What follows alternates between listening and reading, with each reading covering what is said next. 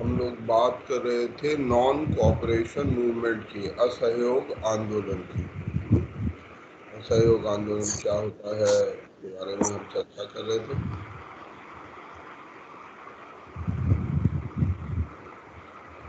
तो असहयोग आंदोलन के की शुरुआत हुई 1980 में, 1 अगस्त 1920 में। करीब 80 बोला मैंने।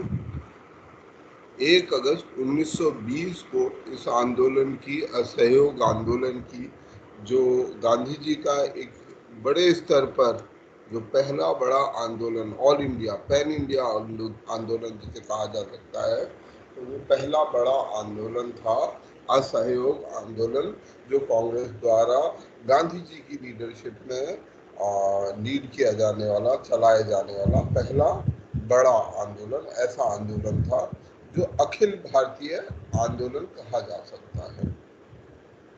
तो ये आंदोलन और इस आंदोलन की कुछ विशेषताएं भी रही। हमने कल चर्चा की थी कि किस प्रकार से हिंदू और मुस्लिम समाज आपस में एक साथ जुड़ सका, एक साथ आया और मिलकर अपने जो कॉमन उद्देश्य हैं उनके लिए लड़ना शुरू किया। गांधी जी ने जो स्वराज और असहयोग के रास्ते को पहली बार जमीन पर इम्प्लीमेंट किया। काफ़ी सारे बड़े नेता इसमें निकल कर आए और आने वाले समय में जो भारत को लीड करना था, भारत के अंदर जो स्वतंत्रता संग्राम चलने वाला था, उसके जितने बड़े नेता हैं, ज़्यादातर बड़े नेता इसी आंदोलन से निकल कर आए।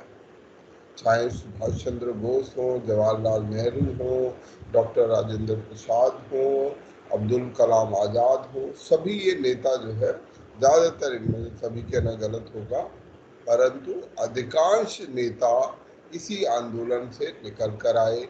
एक नई शुरुआत एक नई शुरुआत हुई इस आंदोलन से, एक नई सोच की शुरुआत हुई, लोगों में जागृति आई, आम जन में। अभी तक जितने आंदोलन थे वो सब शहरी आंदोलन थे, शहर में हो रहे थे।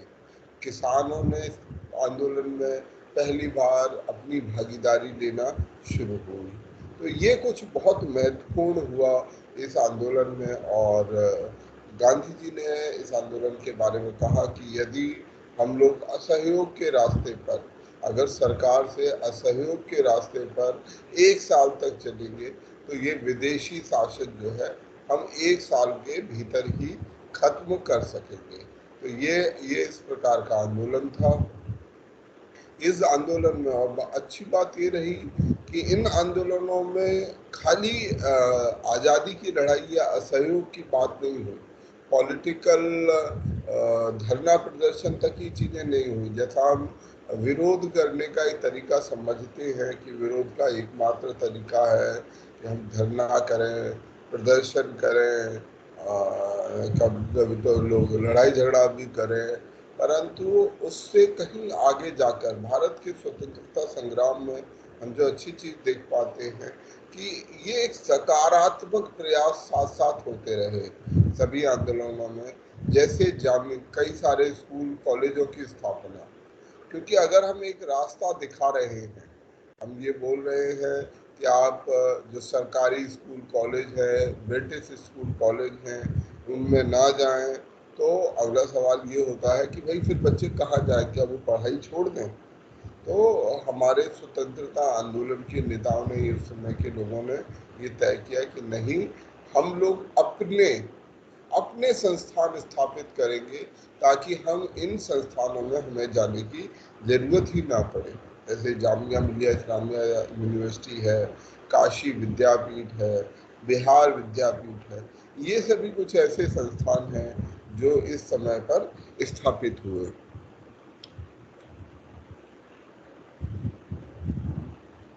ये जो आंदोलन था धीरे धीरे करके भारत के काफ़ी सारे हिस्सों में पहुंच चुका था। आंध्र प्रदेश में अलग अलग जगह पर अलग अलग नेतागण इस आंदोलन को लीड कर रहे थे। आंध्र प्रदेश में टी प्रकाशम लीड कर रहे थे, पत्ता भाई सीतारमैया लीड कर रहे थे। असम के जो टी गार्डन्स थे, जो चाय बागान हैं, वहाँ पर मजदूरों ने भी इस आंदोलन में हिस्सा लिया। अवध में बाबा रामचंद्र इस आंदोलन को लीड कर रहे थे। पंजाब में लाला लाजपत राय लीड कर रहे थे। सेंट्रल प्रोविंसेस में हमारे बड़े नेता मोतीलाल नेहरू, पुरुषोत्तम दास टंडन, गणेश शंकर विद्यार्थी, जीबी पंत जैसे नेता इस आंदोलन, इस असहयोग आंदोलन को भारत में लीड कर रहे थे। और एक तरह से कहा जा सकता है कि भारत का ये सबसे मतलब एक बड़ा और एकजुट होकर, क्योंकि इस आंदोलन की खास विशेषता ये रही कि दोनों समुदाय, भारत के जो दो बड़े समुदाय हैं, हिंदू समुदाय और मुस्लिम समुदाय, ये दोनों एक साथ इस आंदोलन में एकजुट हुए और एक साथ ब्रिटिश ताकतों से लड़ने का निश्चय किया।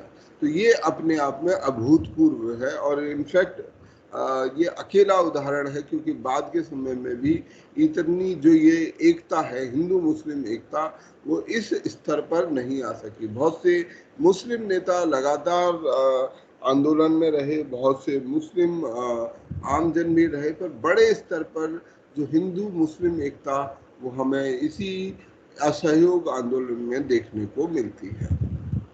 जो ये असहयोग आंदोलन था वो हमारे कस्बों तक पहुंचा, शहरों से चलकर कस्बों तक पहुंचा।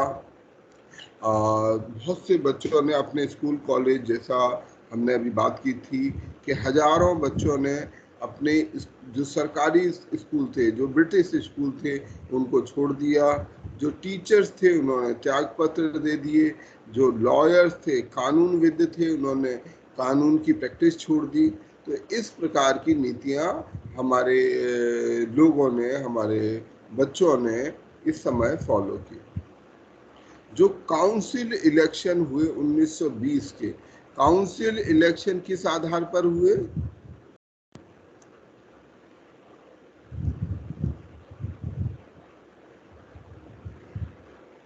कौन बताएगा काउंसिल इलेक्शन किस आधार पर हुए हमारे देश में?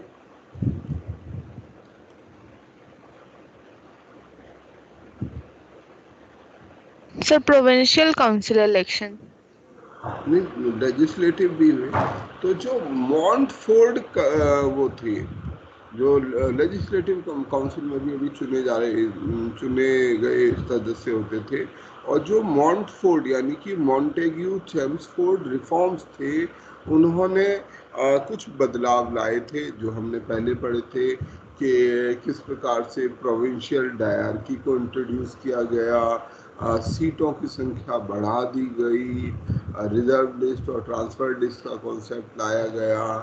तो वो जो बदलाव हुए, जो हमारा वो था, क्या बोलेंगे, सफराज, जो वोट देने का अधिकार था, उसको और बढ़ाया गया, उसमें और लोगों को भी शामिल किया गया।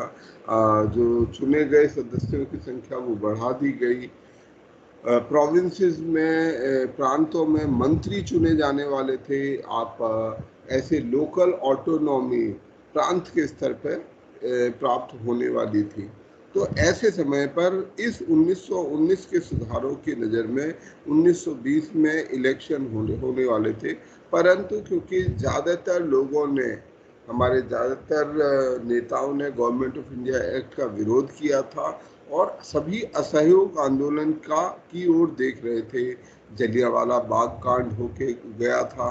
तो इन सभी कारणों से 1920 के इन काउंसिल इलेक्शंस का बड़ा विरोध हुआ। केवल मद्रास में छोड़कर, जहां पर जस्टिस पार्टी और जो एक नॉन ब्राह्मण्स की पार्टी थी, नॉन ब्राह्मण के अगेंस्ट पार्टी थी, जस्टिस पार्टी की भी अपना एक बड़ा खूबसूरत इतिहास है। जस्टिस पार्टी की स्थापना हुई।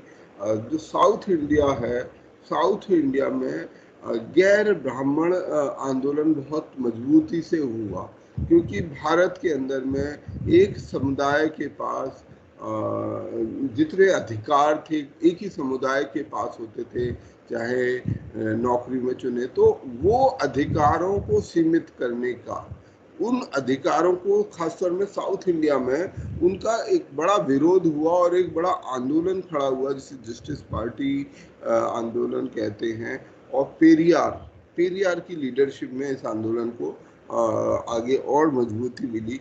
तो ये जस्टिस पार्टी ने सर ये इलेक्शन लड़ा। जस्टिस पार्टी ही बाद में जाके वो एआईडीएम के बना क्या? ये दोनों एआईडीएमके और डीएमके दोनों पार्टी इसी के फ्रैक्शन है। ये जो नॉन ब्राह्मण मूवमेंट है, जो नॉन ब्राह्मण मूवमेंट निकला, उसी नॉन ब्राह्मण मूवमेंट से एआईडीएमके और डीएमके दोनों पार्टी उसी में से निकली हुई है। उसी का जब विखंडन हुआ तो दो टुकड़े हुए, उसमें से ये एआईडीएमके और डीएमके पार्टी बनी थी। तो हमारी जो ये जस्टिस पार्टी है, इसने पर जो है यहाँ पर उसने कहा कि नहीं, हम काउंसिल इलेक्शन में भाग लेंगे, हमें जो है काउंसिल में अपने लिए पावर चाहिए। और क्योंकि अभी लोगों में जो है जातीय शोषण की भी, क्योंकि ये समय ऐसा था कि हम भारत में जो शोषण है, वो ब्रिटिश शोषण की बात ज़्यादातर होती थी। जो अंग्रेजों के द्वारा जो शोषण होता था उसकी बात होती थी। परंतु इस समय पर ये बात एहसास हुई लोगों को कि हमारी जो जाति व्यवस्था है, जाति व्यवस्था में इससे भी ज़्यादा बड़ी परेशानी है। अभी तो हम अंग्रेजी शासन की बात कर रहे हैं, पर जाति व्यवस्था कहीं ना कहीं एक समुदाय वर्ग का को ही सीमित अधिकार दे देती है और बाकी सभी समुदाय अपने अधिकारों से वंचित हो जाते हैं। तो इस एहसास के साथ भारत में एक दूसरे तरीके का एंटी कास्ट मूवमेंट, जाति विरोधी आंदोलन, एंटी कास्ट मूवमेंट शुरू हो गए थे। हम इनके बारे में पढ़ेंगे कि एंटी कास्ट मूवमेंट बाद में पढ़ेंगे कि एंटी कास्ट मूवमेंट कहाँ कहाँ हुए, कैसे कैसे हुए, किस तरह के थे। तो उनकी हम जानकारी इकट्ठी करेंगे। जो कांग्रेस थी, कांग्रेस पर ये आरोप लगता रहा हमेशा कि कांग्रेस इलीट तबके की, भारत का जो इलीट तबका है, जो अभिजात्य वर्ग है, वो उसकी पार्टी है और उसका प्रतिनिधित्व है इस कांग्रेस में। और कांग्रेस केवल जो इंडियन नेशनल कांग्रेस, जो ऑल इंडिया कांग्रेस है, ये केवल जो उच्च जाति है उनके जो अधिकार हैं उसी का प्रतिनिधित्व करती है। तो ये मांग काफी मजबूती से उस समय पर भी उठती रही। जो ये नॉन कोऑपरेशन या असहयोग आंदोलन हुआ, इस असहयोग आंदोलन में आर्थिक फ्रंट पर भी बड़ा काम किया। आर्थिक फ्रंट पर भी इस लड़ाई को लड़ा। विदेशी वस्तुओं का बहिष्कार किया गया, शराब की दुकानों को पर तालाबंदी की गई, विदेशी कपड़े के बॉनफायर, उनकी होली जलाई गई। जो विदेशी कपड़े का इंपोर्ट था 1920-21 में, 21-22 में, वो पहले से आधा ही रह गया। इतना जबरदस्त विरोध इस विदेशी कपड़े को झेलना पड़ा कि पूरे देश में जो विदेशी कपड़े का व्यापार था वो आधा रह गया। 102 से केवल 57 करोड़ रह गया था ये विदेशी कपड़े का व्यापार। बाद में ये धीरे धीरे जो है ये आंदोलन अर्बन क्षेत्रों में कमजोर होता गया। विदेश का जो कपड़े का विरोध है, विदेशी वस्तुओं का जो विरोध है, वो धीरे धीरे कमजोर होता गया। इसका कुछ प्रैक्टिकल कारण है। जैसे गांधी जी ने कहा था हमें खादी का इस्तेमाल करना चाहिए, विदेशी कपड़े का इस्तेमाल नहीं करना चाहिए। खादी जो देश में ही बुनी जाती है उसका इस्तेमाल करना चाहिए। परंतु ये पाया कि जो खादी है वो ज़्यादा महंगी होती थी बजाय के जो जो बाहर से कपड़ा आता था, क्योंकि वो मशीनों द्वारा मिल पर बनाया हुआ कपड़ा होता था, तो वो कपड़ा खादी से कहीं ज़्यादा महंगा होता था। और जो गरीब लोग थे, जो शहरी गरीब लोग थे, वो उसको अफोर्ड नहीं कर सकते थे। जो पैसे वाला तबका था वो तो निश्चित रूप से खादी पहन सकता था, परंतु जो गरीब तबके थे वो खादी नहीं खरीद सकते थे, उनके पास उतना पैसा नहीं था। अब ये जो आंदोलन है ना केवल शहरी हिस्सों में रहा बल्कि ग्रामीण हिस्सों में भी पहुंचा। जो गांव के हिस्से थे, गांव-गांव तक भी ये आंदोलन अपने रूरल एरियाज में एंटर हुआ। इन ग्रामीण क्षेत्रों में जो इस आंदोलन की परिणति रही, अगर क्षेत्रवार इसको पढ़े तो अवध क्षेत्र में, जैसे हमने पहले भी पढ़ा था, ये आंदोलन, असहयोग आंदोलन की जो लीडरशिप है वो दी गई बाबा रामचंद्र द्वारा। बाबा रामचंद्र जो है एक सन्यासी थे जो पहले फिजी में एक इंडेंचर्ड बंधुआ मजदूर का काम कर रहे थे, इंडेंचर्ड लेबरर भी थे। उन बाबा रामचंद्र ने अवध में इस आंदोलन को लीड किया। जो ये आंदोलन था ये उस समय मुख्य रूप से तालुकदार और जमींदारों के खिलाफ था, जो पीजेंट से, जो किसानों से बहुत बढ़ा हुआ लगान मांगते थे, बहुत पैसा उनका एक्सटॉर्शन करते थे। तो अवध में इस आंदोलन की मूल शक्ल, तो असहयोग आंदोलन सब जगह एक जैसा नहीं रहा।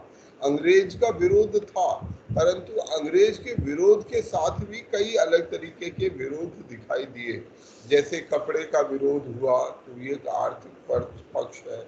यहाँ पर ये तालुकदार और लैंडलॉर्ड्स का विरोध है, जो ऐसे तबके बड़े बड़ा जो लगान लेते थे उनका विरोध है। लोगों को बेगार करना पड़ता था। इस समय की जो बड़ी बड़ी समस्याएं थी हमारे किसानों की, कि किसानों को बढ़ा हुआ लगान देना पड़ता था, बेगारी करनी पड़ती थी, बिना पैसे के जो है बेगारी जो है, बिना पैसे के मेहनत करना, बिना पैसे के मजदूरी करवाई जाती थी। उनके जो खेत थे या जो उनको, क्योंकि इस समय पर जमींदारी अधिकार के कारण जो हमारे किसान थे वो केवल उस जमीन के मजदूर बहल बन के रह गए थे या बटाईदार रह गए थे। तो ऐसे में उनके पास कोई सिक्योरिटी ऑफ टेन्योर भी नहीं था। मतलब आज आपके पास खेत है, जमींदार ने आपको बोला कि ठीक है तुम इस पर काम करो, आपने उस पर काम किया, उस जमीन को सही किया, उस जमीन को बनाया, इस बात की कोई गारंटी नहीं है कि आप उस जमीन पर लंबे समय तक खेती कर सकेंगे। जमींदार अगले साल या कभी भी उसकी जब मन करेगा तब आपको उस जमीन से हटा नहीं देगा। तो सिक्योरिटी ऑफ टेन्योर नहीं थी, कि आपको ये नहीं पता कि वो जमींदार कब तक आपको खेती करने देगा, क्योंकि ये जमीन जो है लीज पर होती थी, उसके पास कोई अधिकार था नहीं और वो केवल एक तरीके का किराएदार था। उसे कभी भी जमींदार तालुकदार द्वारा हटा दिया जाता था। जो किसान थे वो इस समय पर लगान को घटाने की, रिड्यूस करना, बेगारी को खत्म करना, और जो ये शोषण है, सोशल बाइकॉट, सामाजिक बहिष्कार, जो जमींदार तबका है उसके बहिष्कार की बात कर रहे थे।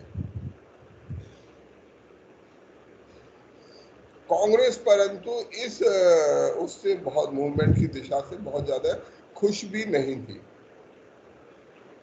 बाद में जो है कुछ तालुकदार और मर्चेंट्स पर हमला किया गया, कहीं बाजार लूटे गए और अनाज के जो भंडार हैं वो लूटे गए। इसके अलावा नाई धोबी बंद, व्हाट इज नाई धोबी बंद, कौन बता सकता है मुझे? सर आज के जो ठाकुर लोग, बताओ, शाबाश। एक बार क्वेश्चन और तो। नाई धोबी बंद एक सामाजिक बहिष्कार का तरीका है, सामाजिक बहिष्कार का, कि समाज में ऐसे तबके जो नॉन कंप्लायंट हो, जो नियम ना मानते हों, उनको उनको एक प्रकार से सबक सिखाने के लिए या उनको एक प्रकार से पनिश करने के लिए इस प्रकार के बहिष्कार अपनाए जाते थे।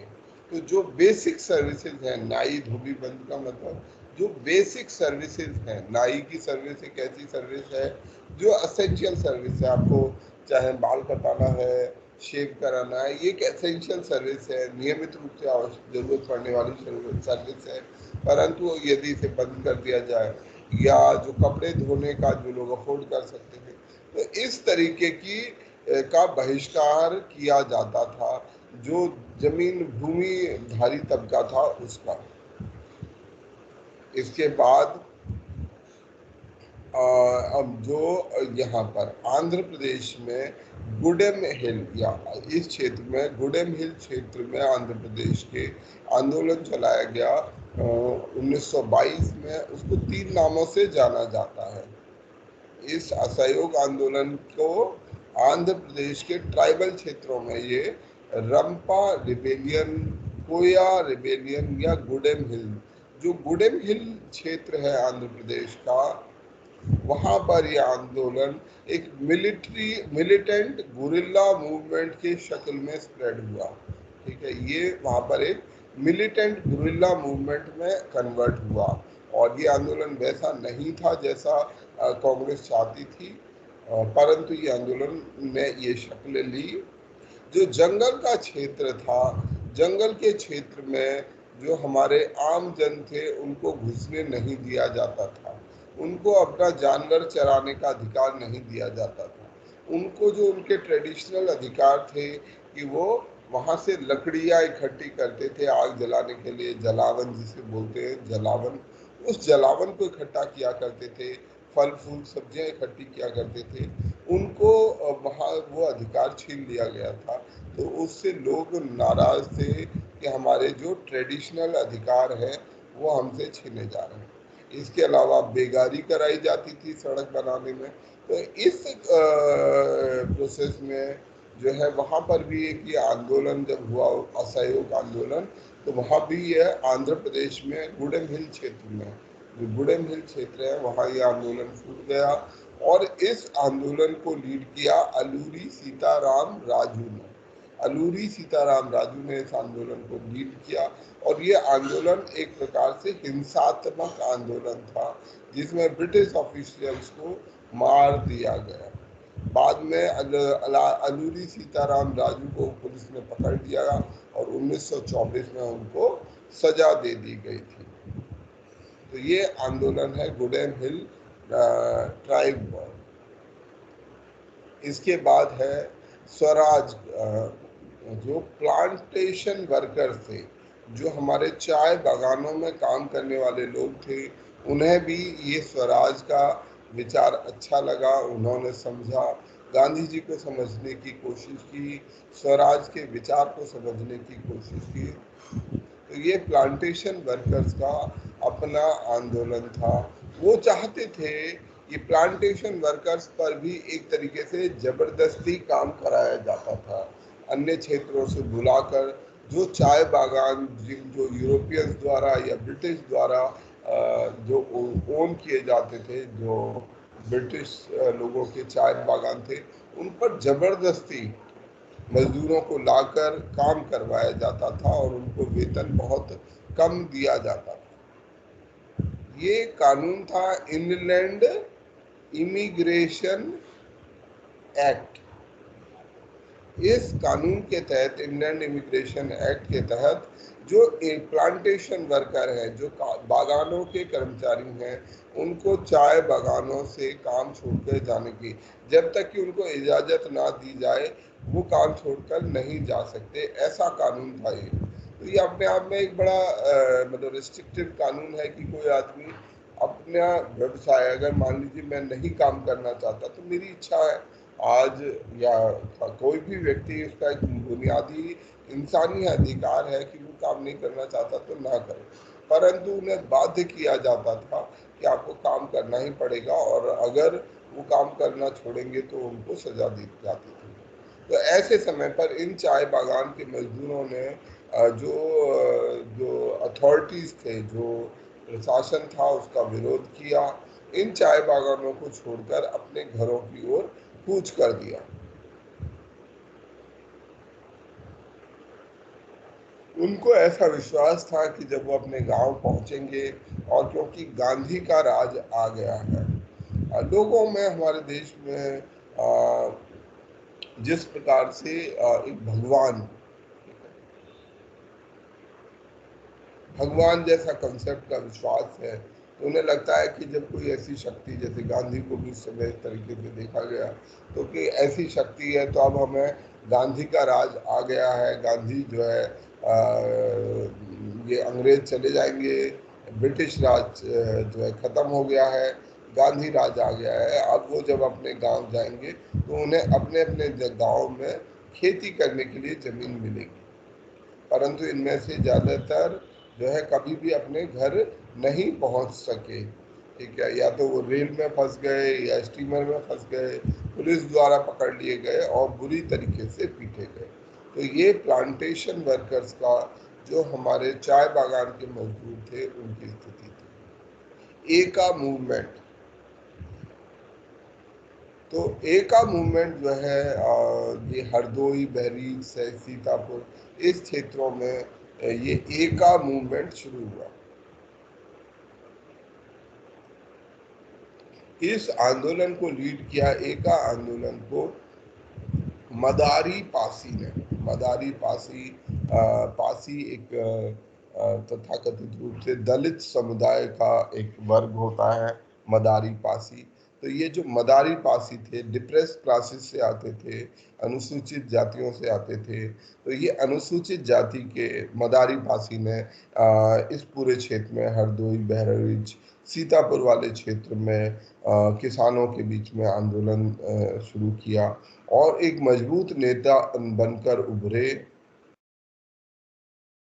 और एक प्रकार का यहाँ पर भी ये हुआ कि जो गांधी के समझ का जो आंदोलन था, उसकी बजाय एक हिंसक आंदोलन शुरू हो गया। जो किसान थे, यहाँ पर उनको बहुत मोटा जो है लगान देना पड़ता था।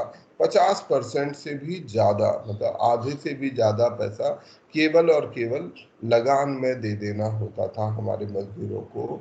तो उसी के इसमें ये एका मूवमेंट, तो ये ज़्यादातर मूवमेंट जितने हैं, ये सारे मूवमेंट हमारे जो शहरी नेता थे उनके द्वारा नहीं चलाए गए, बल्कि जो गांव के और कहीं कहीं पिछड़ी जातियों के नेता थे, उन लोगों ने ये आंदोलन चलाए ग्रामीण क्षेत्रों में। और कई बार ये आंदोलन, ज़्यादातर बार ये आंदोलन अहिंसक नहीं रह सके, हिंसक थोड़े बहुत हुए, क्योंकि उनकी जो प्रेरणा थी या उनका जो आक्रोश था, वो कहीं ज़्यादा गहरा था।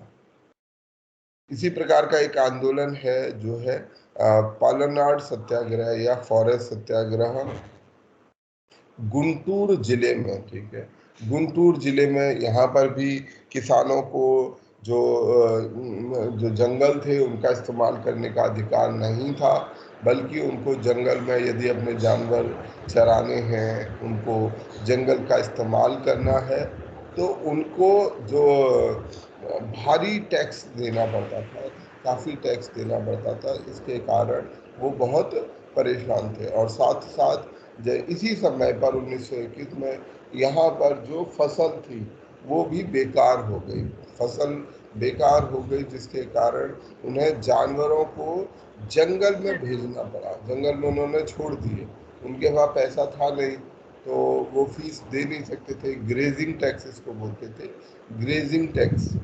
पता नहीं उस क्षेत्र में क्या इसका नाम था, परंतु ये चारा चरने का टैक्स, जो जानवरों को चराने का टैक्स देना पड़ता था। तो ये चराई ने क्या किया, अपने जानवरों को जंगल में छोड़ दिया और इसके कारण उनके ऊपर बड़ी बड़ी पेनल्टी लगा दी गई। उनके जो कैटल थे उनको पकड़ लिया गया, और जो कैटल ओनर थे, जो जानवर रखने वाले लोग थे, और पुलिस थी, उनके बीच में संघर्ष शुरू हुआ। इस आंदोलन में कानूमती हनुमंतो, जो इसके नेता थे पालनाड सत्याग्रह के, कानूगंती हनुमंतो, उनकी मौत हो गई।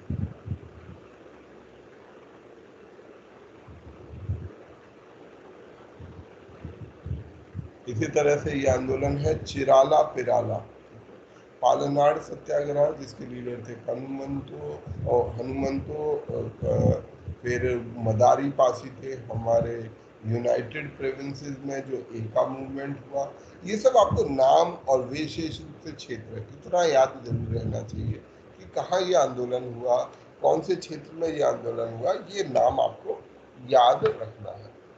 इसी प्रकार का एक और आंदोलन है जिसको जो हुआ चिराला पिराला में। चिराला पिराला भी गुंटूर डिस्ट्रिक्ट के दो गांव थे, चिराला और पिराला, और इस चिराला पिराला के जो लीडर थे वो थे, हाँ जी सर पीपीटी बोलिए। शो नहीं कर रहा, आप जो बोल रहे हो शो नहीं कर रहा है चिराला फिराला का। मैं समझा नहीं आपकी बात को। शो कर रहा है, सर कर रहा है शो कर रहा है। स्क्रीन तो शो हो रहा है, आप अपना स्क्रीन इंटरनेट शो हो रहा कनेक्शन है। देख लीजिए। अच्छा चलो स्क्रीन आ रहा है।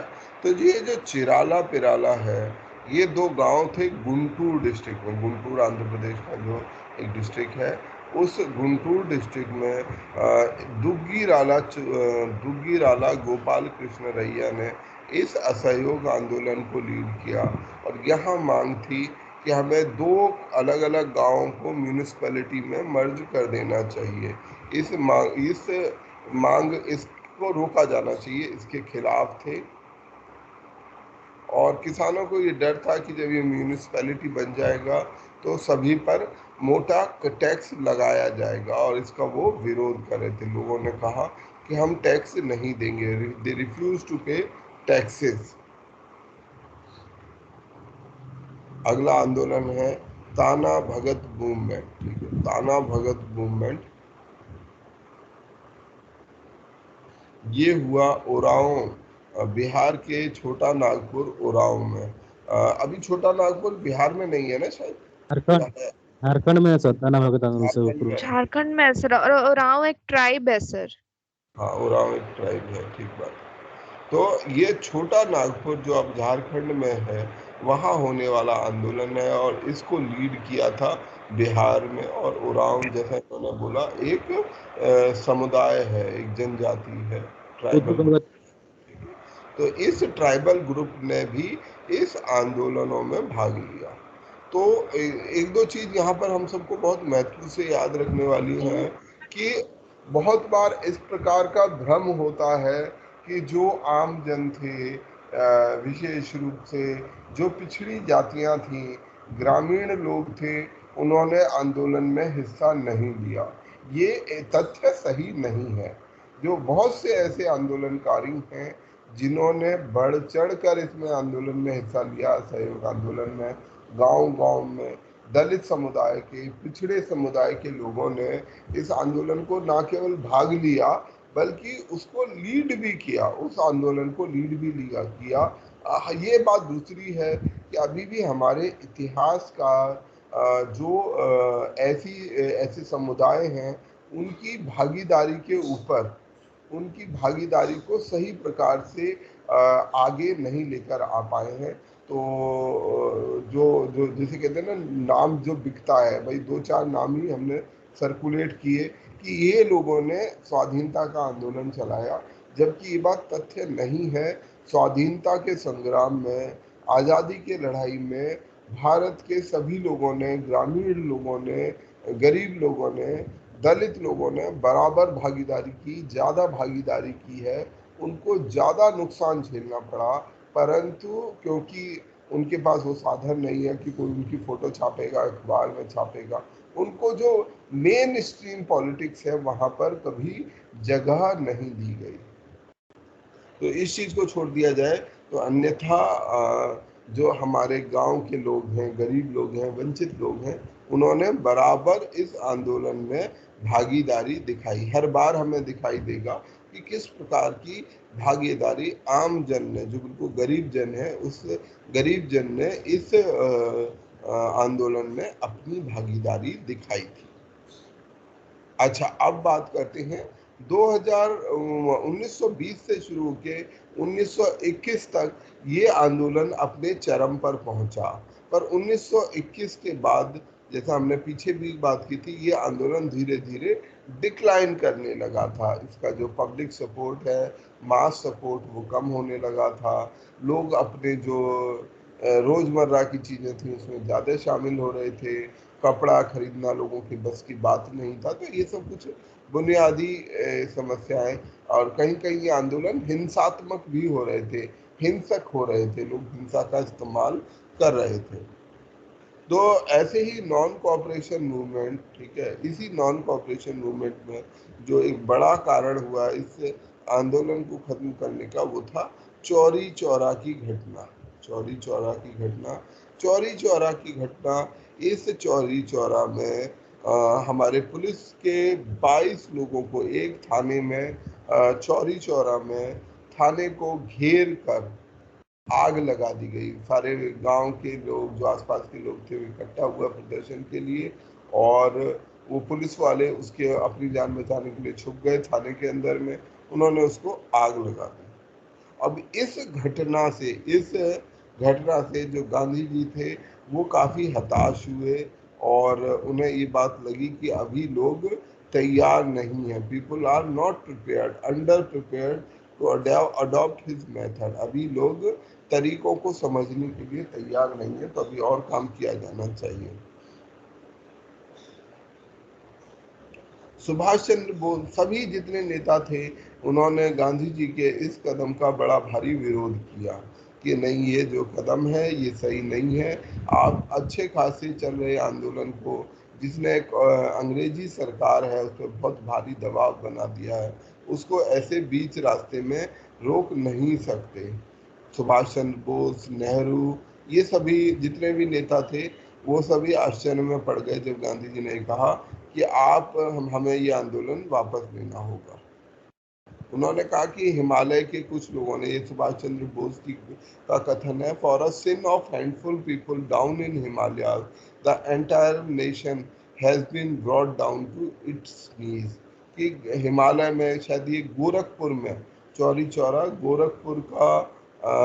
गोरखपुर में पड़ता है, तो उसका कहना ये था कि इस एक छोटे से जगह पर कुछ लोगों ने कुछ गड़बड़ की, तो उसके लिए आप पूरे देश को सजा नहीं दे सकते, उसको घुटनों पर नहीं ला सकते। पर गांधी जी ने ये कहा कि अभी जो है ये हिंसा के जो इवेंट्स हो रहे हैं और ब्रिटिश के साथ कन्फ्रंटेशन की जो घटनाएं हैं, वो आंदोलन के लिए बिल्कुल सही नहीं है। गांधी जी क्योंकि एक प्रैक्टिकल, ज़्यादा मतलब समझदार प्रैक्टिकल इंसान थे, उन्हें नंबर एक ये बात समझ आ गई थी कि अब लोग आंदोलन से थक रहे हैं। आंदोलन में मतलब एक चीज कह सकते हैं कि चौरी चौरा की घटना की वजह से उन्होंने आंदोलन बंद करने की बात की, पर पूरी तरह से ये सही नहीं है। उन्हें दो तीन चीजें समझ आ गई थी। नंबर एक, असहयोग आंदोलन 1921 के बाद अपने आप धीरे धीरे डिक्लाइन कर रहा था। जो पब्लिक सपोर्ट था, मेजर पब्लिक सपोर्ट, वो घट रहा था। तो एक तो ये कारण था इस आंदोलन को रोकने का। दूसरा, ये आंदोलन धीरे धीरे हिंसात्मक होता जा रहा था, और हिंसा का इस्तेमाल गांधी जी के लिए एक अहिंसा का इस्तेमाल न केवल एक नैतिकता का प्रश्न था, बल्कि एक स्ट्रेटेजी का भी प्रश्न था। गांधी जी जो अहिंसा को जैसे समझते थे, वो एक टूल के तौर पर भी इस्तेमाल कर रहे थे, क्योंकि उन्हें इस बात का एहसास था कि यदि हम हिंसा का इस्तेमाल करेंगे, अगर हम हिंसा का इस्तेमाल करेंगे, तो अंग्रेजी सत्ता के पास बहुत ताकत है, अंग्रेज के पास बहुत बड़ी ताकत है, और हिंसात्मक तरीके में हम कहीं भी, एक आम आदमी, एक आम भारतीय किसी भी तरीके से अंग्रेजों के आगे नहीं टिकेगा। तो इसलिए वो ये चाहते थे कि हम हिंसात्मक तरीके ना अपनाएं, क्योंकि जैसे ही हम हिंसा अपनाएंगे, अंग्रेजों के पास एक नैतिक अधिकार मिल जाएगा कि हाँ, हम भी काउंटर हिंसा करें, और जब पुलिस काउंटर हिंसा करेगी तो लोग अपने आप को बचा नहीं पाएंगे। तो ये एक बहुत मूल कारण था जिसके कारण गांधी जी अहिंसा का इस्तेमाल करते थे, अहिंसा की बात करते थे, क्योंकि उनको ये पता था कि हिंसा, स्टेट के अगेंस्ट हिंसा करना इतना आसान नहीं है। तो चौरी चौरा की घटना के बाद जो आंदोलन को बंद करने की बात कर दी गई कि आंदोलन वापस ले लिया गया। इसके अलावा भी और कई घटनाएं थी चौरी चौरा के अलावा, जैसे मोपला की घटना।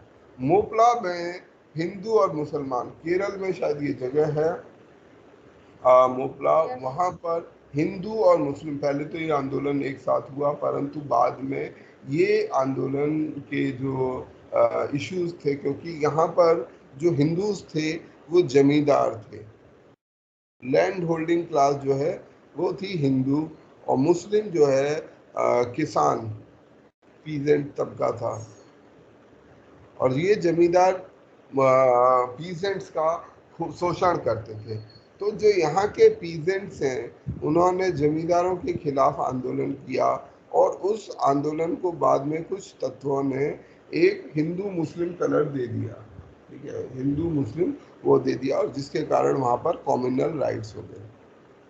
तीसरा कारण है जो अली ब्रदर्स हैं उनका और मुस्लिम समाज का जो एक रिलीजियस कारण था वो खत्म हो चुका था। जैसा अभी हमने पहले बात की थी कि ट्रीटी ऑफ सेवियर्स में जो ऑटोमन एम्पायर, तुर्की का ऑटोमन एम्पायर था, वो खत्म हो गया था, उसको खत्म कर दिया था ब्रिटिश ने, और लोग उससे नाराज थे।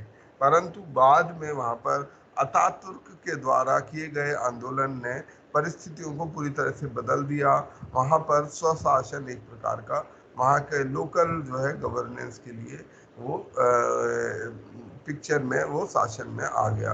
तो जिससे कि जो मुस्लिम लड़ाई थी, अब क्योंकि ब्रिटिश का वहाँ कोई से रह ही नहीं गया था, तो इसलिए अब ब्रिटिश का विरोध करना, खिलाफत आंदोलन अपने आप खत्म हो गया इस सपोर्ट को खत्म हो जाने के कारण।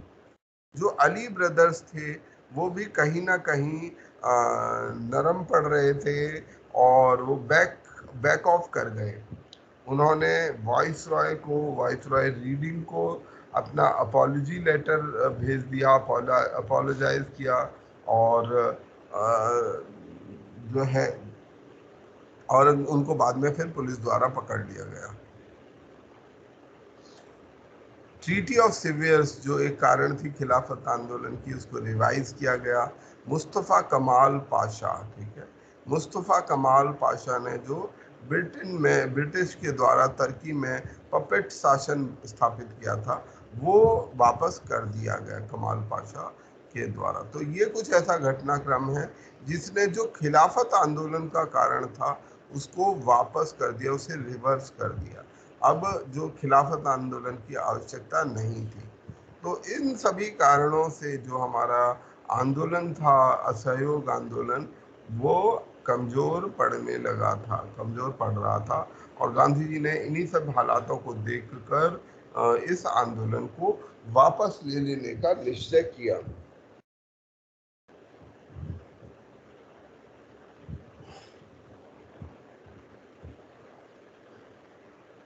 गांधी जी ने इस आंदोलन को फिर कॉल ऑफ कर दिया, ठीक है, जबकि सारे बड़े नेता इससे खुश नहीं थे। उनको जेल भेज दिया गया, 6 साल की जेल कर दी गई। 1922 में ये जेल सुनाई गई, 1922 से, पर 1924 में उनको बैड हेल्थ के कारण छोड़ दिया गया।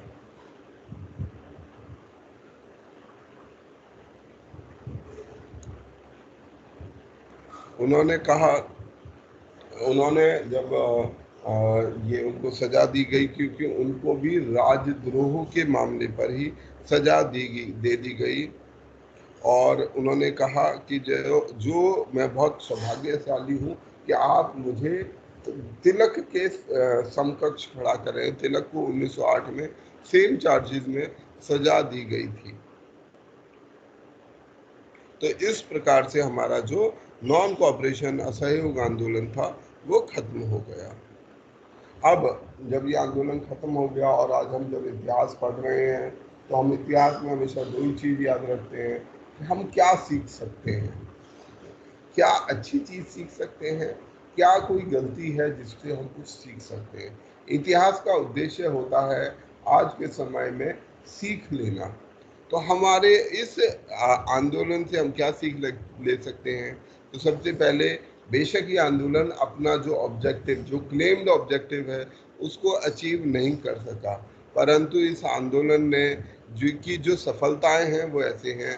नंबर 1, अब कांग्रेस जो कांग्रेस अभी तक एक शहरी पार्टी थी, कुछ पढ़े लिखे तबके के लोगों की पार्टी थी, उससे कहीं ज़्यादा आगे बढ़ चुकी थी।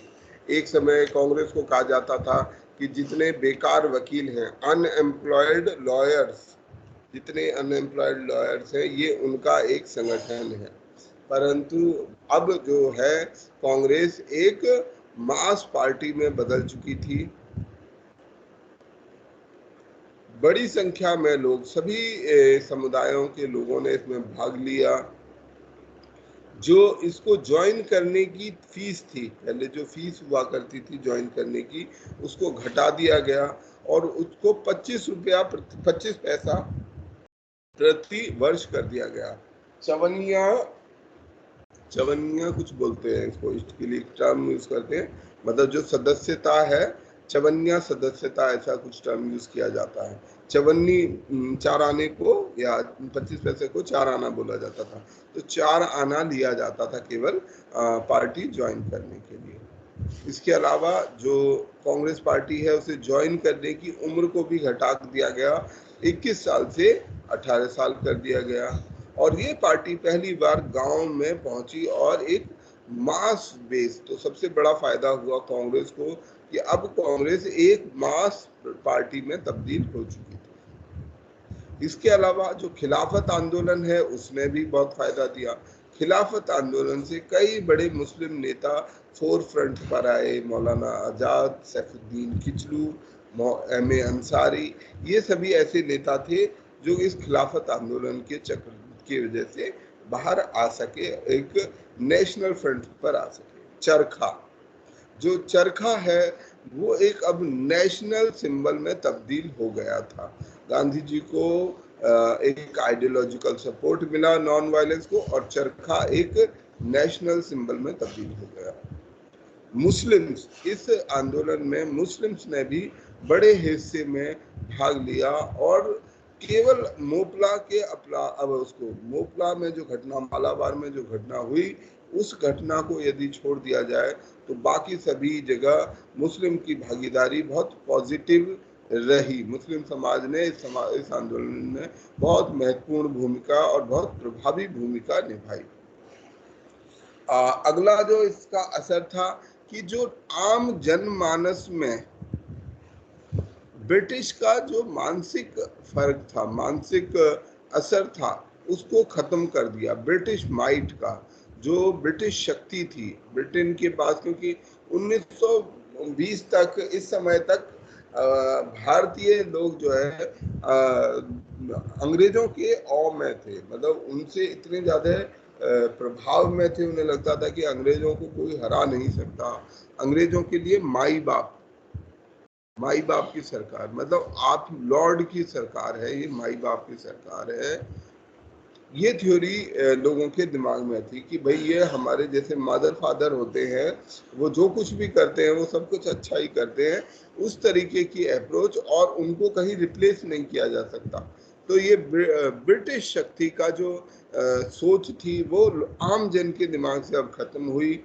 उन्हें लगा कि हाँ, ब्रिटिश को चैलेंज किया जा सकता है, अंग्रेजों को चैलेंज किया जा सकता है। तमाम एजुकेशनल इंस्टीट्यूशन, बहुत से एजुकेशनल इंस्टीट्यूशन, जामिया मिलिया, बिहार विद्यापीठ, काशी विद्यापीठ, गुजरात विद्यापीठ इस समय पर स्थापित किए गए। अब दूसरे हिस्से पर आ जाते हैं, वो तो रही बात अचीवमेंट्स की। अब बात करते हैं फेलियर्स की, कि आखिर हमने क्या क्या हम हासिल नहीं कर सके। तो नंबर 1, स्वराज, जिसकी बात की गई थी, जिस पर दावा किया गया था कि हम 1 साल में स्वराज हासिल कर लेंगे, वो स्वराज हासिल नहीं हो सका। नंबर 2, एलियनेशन ऑफ मुस्लिम, जो मुस्लिम समुदाय था इस आंदोलन के बाद जो है मुख्य धारा से, मुख्य आंदोलन से अलग हट गया। मुस्लिम समुदाय बड़े हिस्से में, खासतौर में जो खिलाफत आंदोलन के फेलियर के कारण और अली ब्रदर्स के फेलियर, अली ब्रदर्स ने कांग्रेस को इसके लिए जिम्मेदार ठहराया। इन कारणों से बाद के आंदोलनों में हमें मुस्लिम समुदाय का जो पार्टिसिपेशन है वो लेस एंथुजियास्टिक मिलेगा। अब उनकी गर्मजोशी जो थी मुस्लिम समुदाय की वो कम हो गई थी।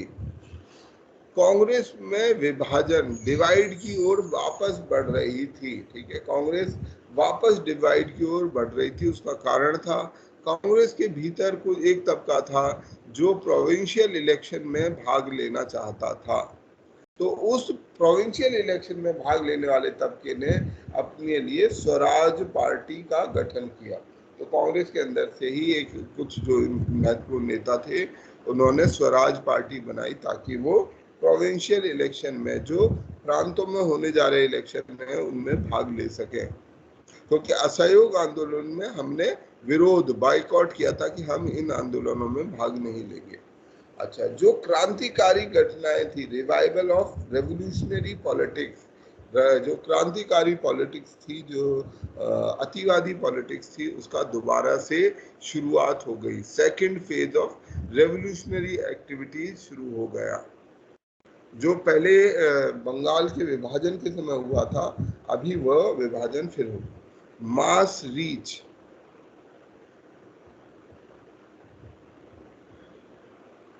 ठीक है, जो खादी थी, खादी आम जन के लिए अनअफोर्डेबल बनकर रह गई। ठीक है, अनअफोर्डेबल थी खादी जो है, और इसके कारण खादी जो है लोगों की पहुंच से बाहर चली गई थी। तो ये खादी हमारे आम जन मतलब नहीं उसे खरीद सक पा रहे थे।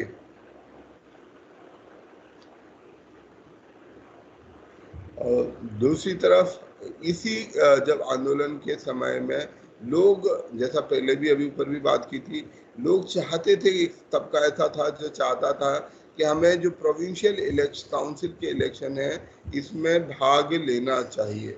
और उनका कहना ये था कि हमें विरोध तो करना है, परंतु हम विरोध ब्रिटिश पॉलिसीज का काउंसिल्स के भीतर, जो संसद के भीतर ही सही मंच है ब्रिटिश नीतियों का विरोध करने का।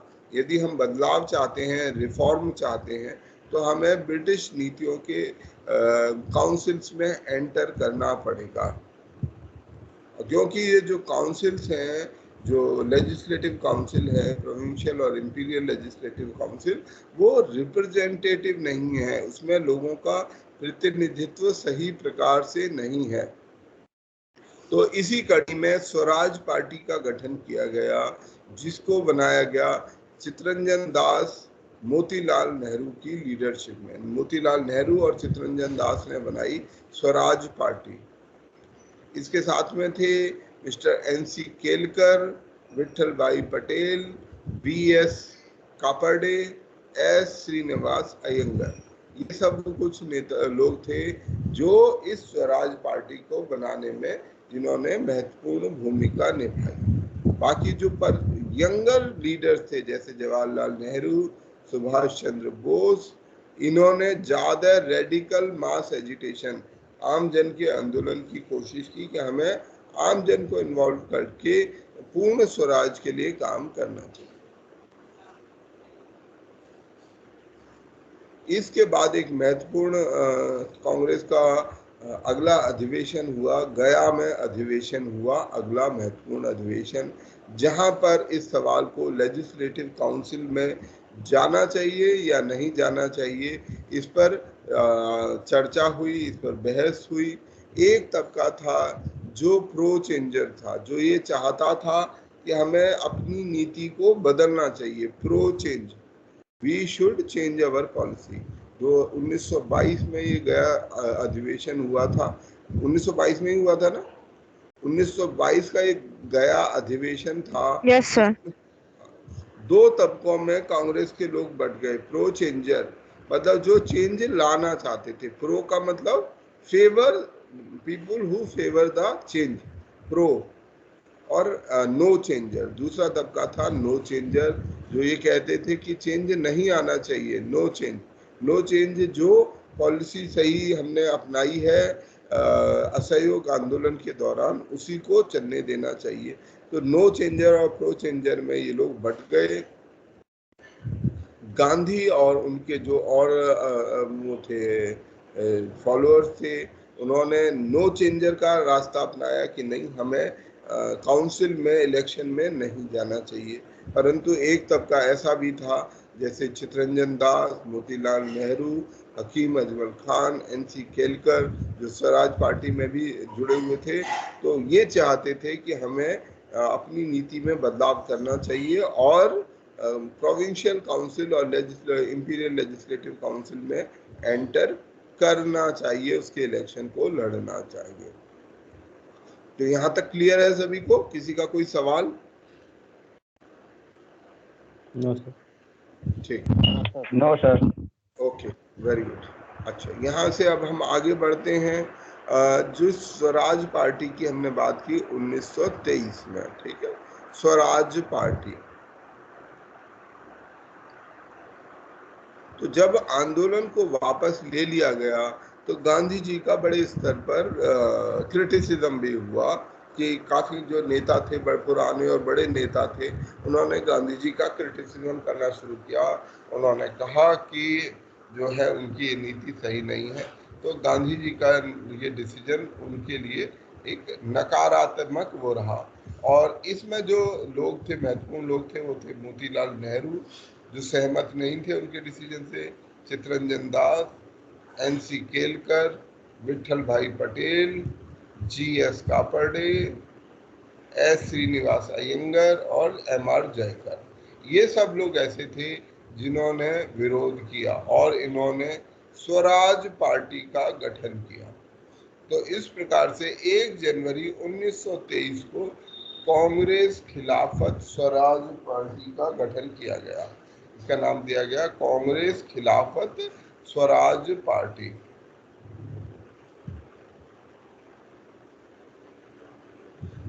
और इसमें ये कहा गया कि हम लेजिस्लेटिव काउंसिल्स में एंट्री करेंगे। जो नई लेजिस्लेटिव काउंसिल 1919 के रिफॉर्म के आधार पर बनाई गई हैं, हमें उसमें प्रवेश करना चाहिए, इलेक्शन लड़ना चाहिए और लेजिस्लेचर को अंदर से कमजोर करना चाहिए, नैतिक दबाव डालना चाहिए कि भारत को सेल्फ गवर्नमेंट दी जाए।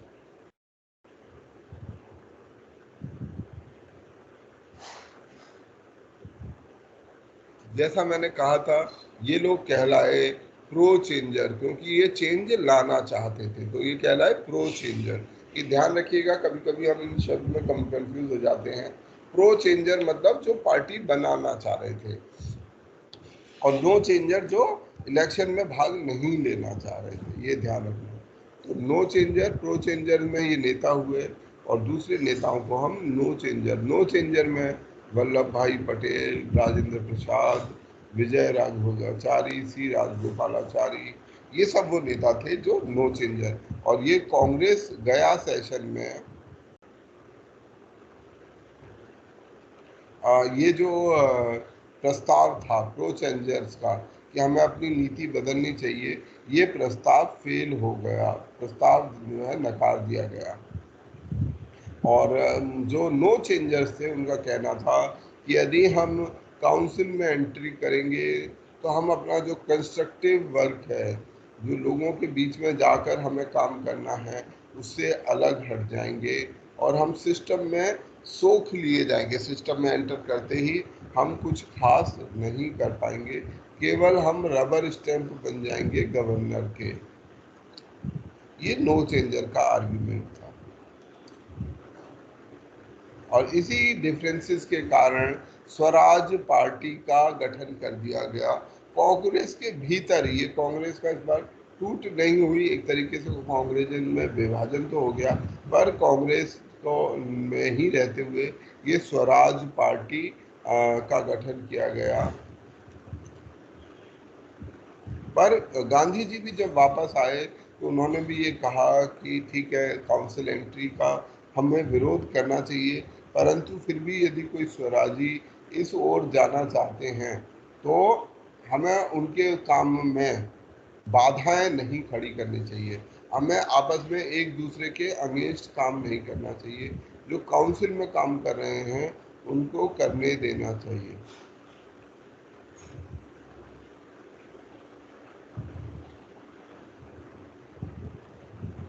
इस प्रकार से कांग्रेस में जो एक विभाजन हो सकता था वो विभाजन टल गया।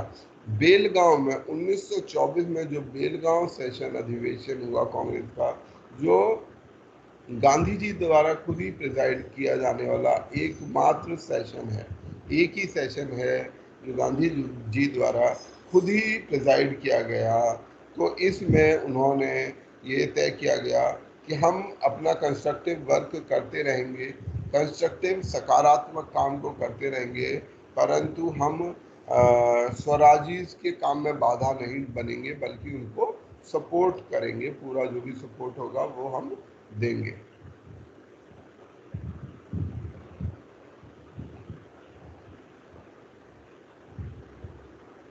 स्वराजियों का कहना था that it is a party within Congress and not a rival party, कि हम कांग्रेस का ही हिस्सा हैं और हमारा अल्टीमेट स्टेटस, हमारा अंतिम उद्देश्य, इमीडिएट गोल जो है वो डोमिनियन स्टेटस की प्राप्ति है। 1923-24 में इलेक्शन हुए और इन इलेक्शन में बहुत तैयारी ना होने के बावजूद कई प्रांतों में सरकार बनाई कांग्रेस ने, कई प्रांतों में अपनी सरकार बनाई और कई महत्वपूर्ण मुद्दों को लेजिस्लेटिव असेंबली में उठाया। परंतु CR दास, चित्तरंजन दास की 1925 में मृत्यु के बाद, 1925 में चित्तरंजन दास की मृत्यु हो गई, CR दास की, और उसके बाद स्वराजी लोगों ने लेजिस्लेशन से वॉकआउट करने का फैसला लिया। ये फैसला किया कि हम इस लेजिस्लेचर का त्याग करते हैं। कुछ नेता ऐसे थे जो अब भी लेजिस्लेचर का हिस्सा बने रहे। उनमें थे लाला लाजपत राय, मदन मोहन मालवीय, NC केलकर, MR जयकर। ये जब स्वराजी लोगों ने ये तय किया कि हमें जो काउंसिल है उससे बाहर निकल जाना चाहिए, ठीक है, पर अभी जो कुछ ऐसे लोग थे जो पहले के स्वराजी थे, तो अब स्वराजी पार्टियों में भी, स्वराजी लोगों में भी आपस में मतभेद हो गया और जो कुछ ऐसे लोग थे जो चाहते थे कि हम उसी में बने रहें, उन्होंने बनाई अपनी एक और पार्टी, रेस्पॉन्सिविस्ट पार्टी, रेस्पॉन्सिविस्ट पार्टी। और उन्होंने कहा कि हम ब्रिटिश का सहयोग करते रहेंगे। और ये वो समय था जब लाला लाजपत राय, मदन मोहन मालवीय और ऐसे नेताओं ने ये कहा कि गांधी, मोतीलाल जो है हिंदू इंटरेस्ट को, ये जो हिंदुओं के इंटरेस्ट का ध्यान नहीं रख रहे हैं, उनको चोट पहुंचा रहे हैं। अगले इलेक्शन में स्वराज पार्टी बहुत अच्छा नहीं कर पाई। इसका कारण जो कम्युनल कैंपेन था, अब जो है इस समय आते आते 1926 में भारत में कम्युनल पॉलिटिक्स की शुरुआत हो गई। अपना अपना जब लालच, राजनीति मुझे इसलिए थोड़ी सी बहुत खराब लगती है, चुनावी राजनीति खासतौर में, क्योंकि चुनावी राजनीति हमें लालच से भर देती है और लालच हमारे जो आदर्श होते हैं उनसे भटका देता है। तो यही हमारे इन नेताओं के साथ में मुझे ऐसा लगता है कि हुआ कि ये कहीं ना कहीं लालच से भर गए और इस लालच ने कम्युनल कैंपेन को, सांप्रदायिकता भरे कैंपेन की शुरुआत की। क्योंकि अब हर कोई चाहता था कि मैं, जैसे आज हर कोई MP बनना चाहता है, ऐसे उस समय हर कोई काउंसिल में मेंबर बनना चाहता था।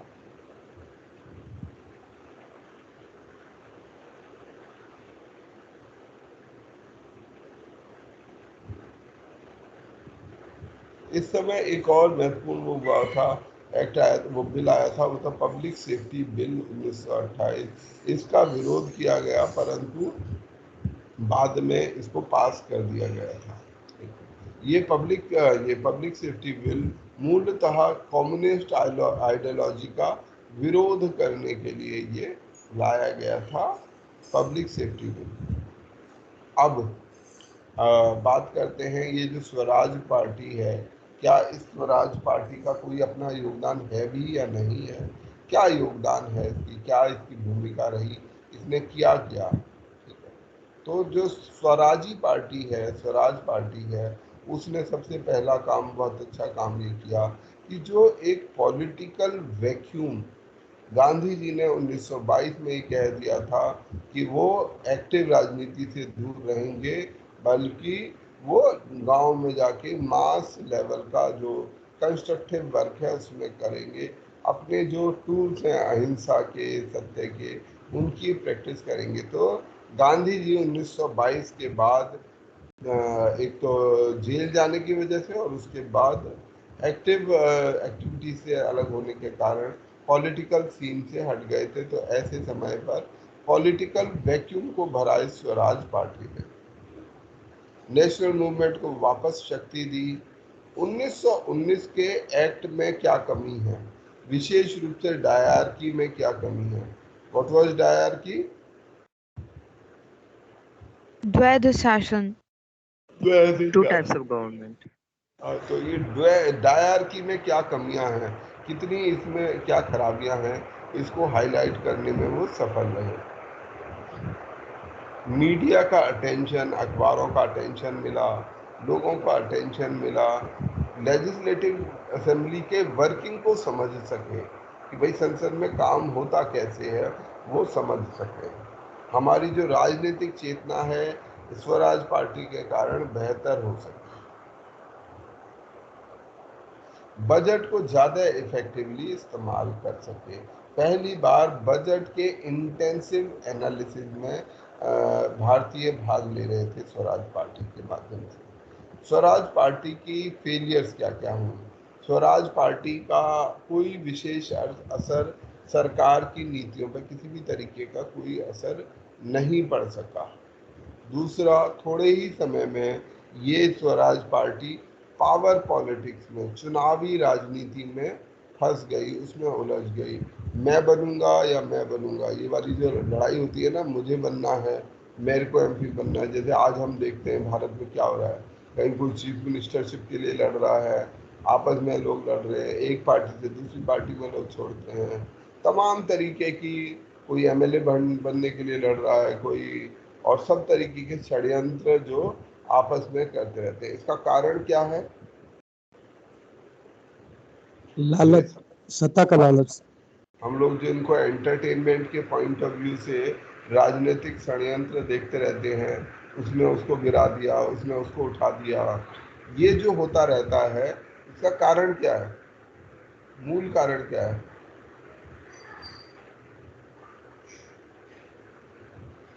कोई सत्ता का कारण लालच। पहले तो ये बताओ, क्या ये चीज सही है?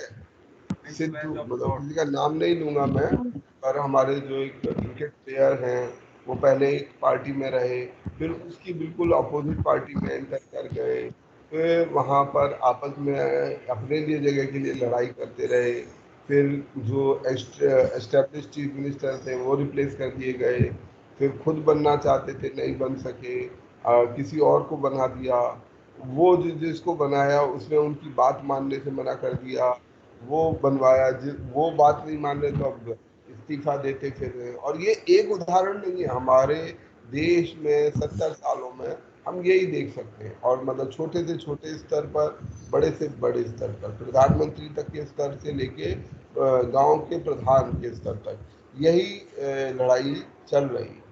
ये सच है या झूठ है? ये जो मैं ऐसा सोचता हूँ, ये बात सही है। बिल्कुल सच है। और इसमें किसी बिल्कुल भी सच प्रकार है। की कोई नैतिकता नहीं है। हमारा लीडर कैसा होना चाहिए? आप कैसे आदमी को अपना लीडर बनाना चाहोगे? जो सभी को लेकर चले। हाँ हाँ, पब्लिक वेलफेयर के लिए जो काम करे। सर और जो I think sir I think Abraham हमको ऐसा लीडर चुनना चाहिए जिसमें खुद भी स्टेबिलिटी हो। Abraham Lincoln. सबसे पहली बात मैं कहूँ कि ऐसा लीडर चुनना चाहिए जिस पे हम भरोसा कर सकें, जो भ्रष्ट ना हो, जिस पर भरोसा Trusted किया जा leader. सके। भाई जिसकी एक विचारधारा ही नहीं है, जिसकी कोई समझ नहीं है, केवल वो मुख्यमंत्री बनने या एमपी बनने या एमएलए बनने या प्रधानमंत्री बनने के लिए ही आया है, ऐसा व्यक्ति क्या अच्छा व्यक्ति होगा? क्या वो हमें लीड कर सकेगा? जिसके खुद अपने No, sir. आदर्श नहीं है, ठीक है, अपने ही आदर्श नहीं है, उसका खुद का ही कोई आदर्श नहीं है, उसके खुद ही कोई मूल्य नहीं है, वो हमें और देश को क्या मूल्य दे सकता है? क्या वो हमारे देश को लीड कर सकेगा? ऐसा कोई भी व्यक्ति, चाहे छोटे स्तर पे हो बड़े स्तर पे हो, जिनका कोई आदर्श ना हो, कोई मूल्य ना हो, जीवन का कोई मूल्य ना हो। भाई आदमी की एक फितरत होती है ना कि सच बोलता है, झूठ बोलता है, तो ऐसे नेता, और अगर जब आदर्श और मूल्य नहीं होते तो क्या है, आप उन पर भरोसा नहीं कर सकते। इन आदर्श और मूल्यों का फायदा क्या होता है? आप उस पर भरोसा कर सकते हैं। अगर आप आदमी सच बोलता है, जो कहता है वो करता है, तो ऐसे आदमी को अगर आपने कोई काम कहा और उसने कहा हाँ मैं कर दूंगा, तो आप उस पर भरोसा कर सकते हो कि आदमी कर देगा, ठीक है, वो आपको नुकसान नहीं पहुंचाएगा। अपना फायदा देखकर, जैसे हम घर में नौकर भी रखते हैं, तो ऐसा आदमी देखते हैं कि भाई जो अपना हित भी रखे तो मेरा भी रखे, मैं उसे तनख्वाह दूंगा, वो मेरे घर में चोरी ना करे। परंतु मान लो आपको लग जाए कि आदमी चोरी करता है, आपने उसे पकड़ लिया एक बार, तो आप उसे तुरंत निकाल देते हो। क्यों निकाल देते हो? चाहे वो कितना भी अच्छा वर्कर हो, क्योंकि आप उस पर भरोसा नहीं खत्म हो करते। जाता है सब कुछ। आपका ट्रस्ट उस पर खत्म हो गया। आपको नहीं पता कि अभी आज छोटी चोरी कर रहा है, कल कुछ बड़ी चोरी करेगा, कुछ और कर सकता, हो सकता है कल मर्डर ही करने आ जाए। तो जो आदर्श और मूल्य होते हैं जीवन में, समाज में, देश में, बहुत महत्वपूर्ण होते हैं नहीं कि नहीं होते। जैसे आजकल तो ये भी सवाल बहुत मुश्किल हो गया है कि आदर्शों का भी कोई मूल्य होता है या नहीं होता, वो एक अलग बहस हो सकती है। पर बिना आदर्शों के, बिना मूल्यों के कोई समाज, कोई व्यवस्था टिक नहीं सकती, वो उतनी ही गहरे गर्त में जाती जाएगी। अब हमारे नेताओं में आज के समय में मैं जो सबसे बड़ा मुश्किल चीज देखता हूँ, किसी भी प्रकार के कोई आदर्श, कोई मूल्य, कोई नैतिकता नहीं बची है। हम किसी पर भी ट्रस्ट नहीं कर सकते, कौन क्या करेगा। हमारे लिए एंटरटेनमेंट के बिंदु तो हो सकते हैं, अखबारों में छपेंगे, अच्छा आज यहाँ चला गया, पर हम उन पर भरोसा नहीं कर सकते कि भाई ये क्या करेगा। आज आपको अगर वो ये कह रहा है मंच पर खड़े होगी कि मैं ये करूँगा, तो कोई गारंटी नहीं है कि वो करेगा कि नहीं करेगा। और ये क्यों शुरू होता है? अनैतिकता, आदर्शों, ये जो डिस्ट्रस्ट और आदर्शों का खात्मा ही होता कैसे है? ये होता है इससे, पावर पॉलिटिक्स से। ऐसा नहीं कि सभी लोग बुरे ही होते हैं, सभी लोग बुरे होते हैं, परंतु लोभ बहुत बुरा होता है। लोग बुरे नहीं सर होते। मौजूदा हालत में सर राजनीति में पार्टियां डिसाइड करती है कि कौन नेता होगा, और जनता तो समर्थन करती है बाद में। नहीं, अगर पर आप जनता उन नेताओं का समर्थन ना करे तो पार्टी बना के क्या करेगी? भाई अल्टीमेटली तो जनता को ही उसे समर्थन करना होगा या नहीं करना होगा। अगर किसी को ना चुनना चाहे पब्लिक, तो क्या जबरदस्ती तो कोई नहीं चुनवा सकता, या चुनवाया जा सकता है? लेकिन सर जनता के पास ऑप्शन तो पार्टी बेस पे ही होता है ना। अगर दो पार्टियां हैं, तीन है, तो मैक्सिमम उन्हीं में से किसी को चुनना पड़ता है बट ये भी जनता तो के है पास। ना कि हम एक्सेप्ट कर लेते हैं, हम भी तो एक्सेप्ट कर लेते हैं ना कि चलो कोई नहीं, अब तो हमें इन्हीं में से चुनना है। अच्छा एक बात बताओ कि हमारा स्वतंत्रता संग्राम हम पढ़ रहे हैं, इस समय तो कोई इलेक्शन भी नहीं होता था, कोई इलेक्शन होता था? सर अब ये उस लोग टाइम भी पार्टियों के जो अगर अंग्रेजों के सामने पब्लिक और सारे लोग इस समय जो जिसको हम पढ़ रहे हैं पीरियड को, ये लोग भी आराम से बैठ जाते हैं, अरे यार हम कर क्या सकते हैं, हमारे पास ऑप्शन क्या है, ये तो ब्रिटिश सरकार है, इनके पास बहुत बड़ी बड़ी बंदूकें और बहुत बड़ी आर्मी है, हम क्या कर सकते हैं। अगर वो ऐसा सोचते तो क्या हम आज़ाद हो पाते? No sir. तो ये चीज, नो सर। हताशा किसी चीज का इलाज नहीं है। हताश हो जाना, गिव अप कर देना किसी भी चीज़ का इलाज नहीं है। अब तो बहुत अच्छे हालात हैं, उस समय सोचो, उस समय तो आप अगर ब्रिटिश के खिलाफ बोल भी दोगे तो जेल चले जाओगे। आज तो आप खूब जो है बढ़ चढ़कर व्हाट्सएप पर मैसेज करते रहते हो, हम लोग एक अपने नेताओं की बुराई करते, पहले ऐसा संभव कहाँ था? पहले आप एक बात भी नहीं कह सकते थे, परंतु फिर भी आप देखिए कि कितना बड़ा एक आंदोलन खड़ा हुआ, देशव्यापी आंदोलन खड़ा हुआ, जिस देशव्यापी आंदोलन ने अंग्रेजों जैसी, और जो उस समय दुनिया की सबसे बड़ी तक शक्ति थे, ध्यान रखने की बात यह है कि उस समय उनकी आधी दुनिया पर उनका शासन था, उस आधी दुनिया पर शासन करने वाले शक्ति को भी हमने चैलेंज किया। तो हमेशा रास्ते होते हैं, कोई इलेक्शन के लिए क्यों? क्योंकि अब कोई लोभ नहीं है। ये जो लोग लड़ रहे थे 1857 से लेके असहयोग आंदोलन तक, उनका आप क्यों साथ दे सकते हो? क्यों आपको वो अच्छे लग रहे हैं? क्यों हमें वो मोबिलाइज करते हैं? क्यों भगत सिंह हमें अच्छे लगते हैं? क्यों आज हमारे लिए इंस्पिरेशन है? क्योंकि उनके मन में जनता के लिए नहीं था, कोई लालच नहीं था।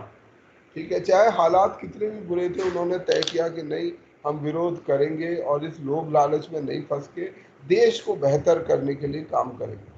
आज शायद हमारे यहाँ वो कमी आ गई है। आज हम देश को, हम लोग सोच रहे हैं हम क्या कर सकते हैं भाई, ये दो पार्टी है, हमें तो किसी को वोट देना ही पड़ेगा। ऐसा नहीं है, हमेशा रास्ता होता है। चाहे कितनी भी मुश्किल हालात हो जाए, आप कुछ भी ना कर पा रहे हो, रास्ता हमेशा होता है। आप रास्ते को देख नहीं पा रहे हो, ये आपकी कमी है। रास्ते की कमी नहीं होती है, रास्ता हमेशा मौजूद रहता है। तो हमारे जो पावर पॉलिटिक्स जो है, ये लोभ की राजनीति 1920 में जब काउंसिल एंट्री में स्वराजी लोग गए, तो यहाँ पर ये पावर पॉलिटिक्स लोभ की राजनीति बोलूँगा मैं इसे, लोभ की। पावर पॉलिटिक्स तो थोड़ा सा अच्छा लगता है, और मैं ये कहूँगा कि ये लोभ की राजनीति, मुझे बनना है, मुझे बनना है। तो ये लोभ की राजनीति कब शुरू हो गई भारत में? 1920 में, जब जैसे ही स्वराजी पार्टी और हम काउंसिल में गए, हमारे भीतर, लोगों के भीतर लोभ लालच शुरू हो गया। जो स्वराज पार्टी थी वो आम जन के साथ कभी जुड़ नहीं पाई, आम जन के साथ एक कनेक्ट नहीं बना पाई। इसके अलावा इसने मुस्लिम समुदायों को अपने से अलग कर लिया।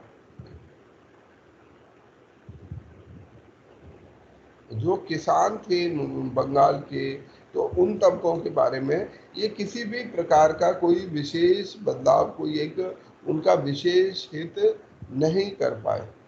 दूसरी तरफ जो न्यू चेंजर्स थे, अब अगर देखें, मतलब गांधी जी को हम अच्छा बुरा जैसा भी कहें, उन्होंने कभी सरकार के अंदर भागीदारी नहीं की, सरकार से बाहर रहे।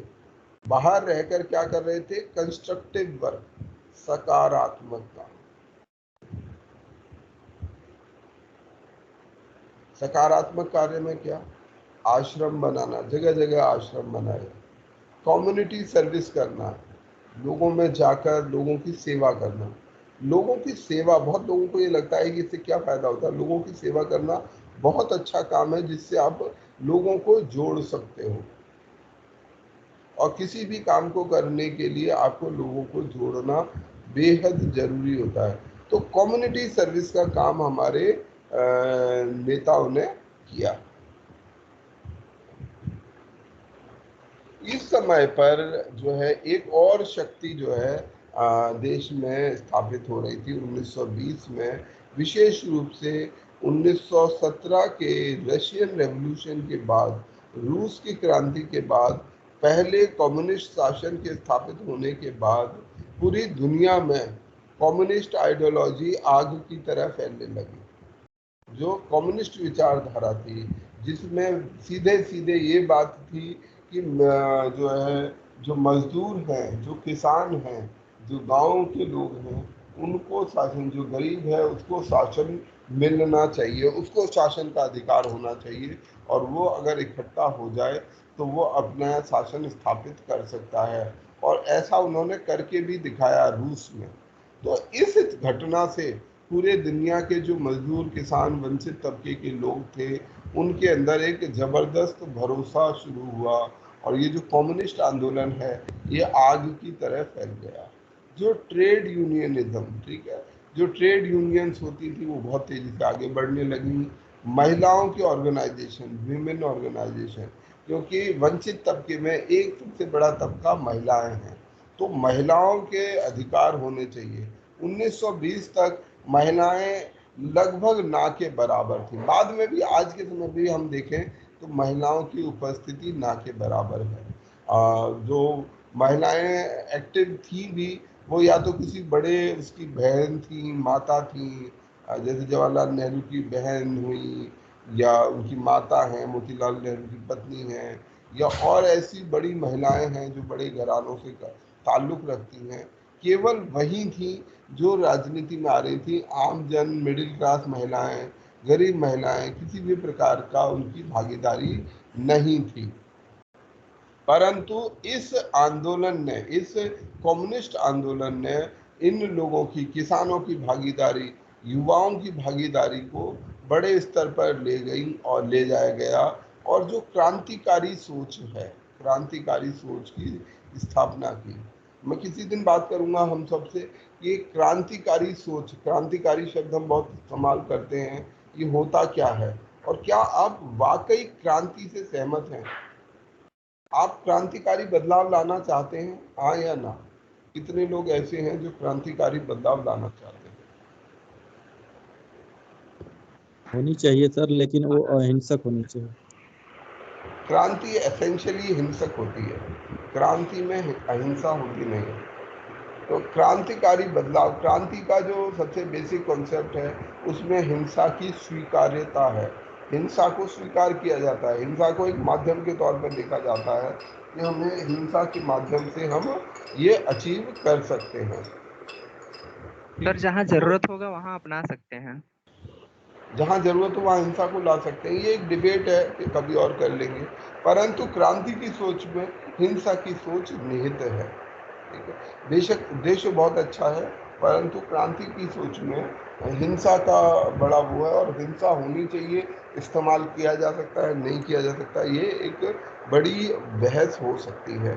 और पर इस समय पर इस तरीके की सोच, कम्युनिस्ट विचारधारा का प्रसार बहुत तेजी से हुआ। इसी समय पर भारत में इसके बाद साइमन कमीशन लाया गया, क्योंकि 1922 1926 का कुछ विशेष घटनाक्रम नहीं हुआ, राजनीतिक रूप से कोई बड़ी घटना नहीं घटी। उसके बाद जो बड़ी घटना हुई वो हुई साइमन कमीशन का गठन 1928 में। साइमन कमीशन एक स्टैचुरी कमीशन था, ठीक है, कानून के अनुसार बनाया गया एक स्टैचुरी कमीशन था, जिसके इसका नाम स्टैचुरी कमीशन है, याद रखिएगा, जिसके जो लीडर थे, जिसके चेयर थे मिस्टर जॉन साइमन, ठीक है।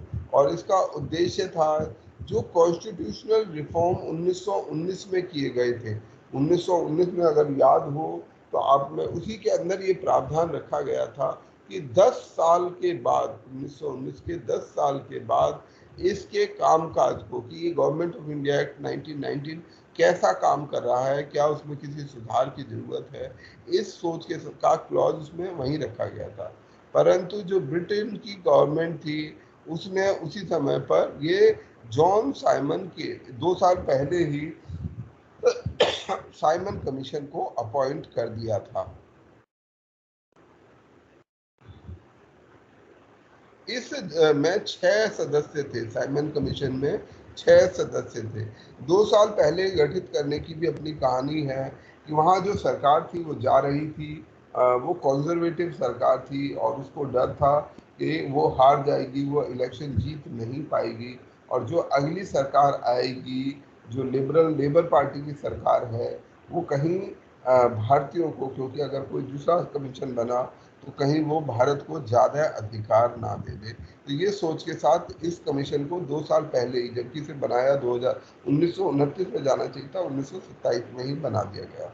इसमें क्लेमेंट एटली भी सदस्य थे, जो बाद में ब्रिटेन के प्राइम मिनिस्टर बनने वाले थे।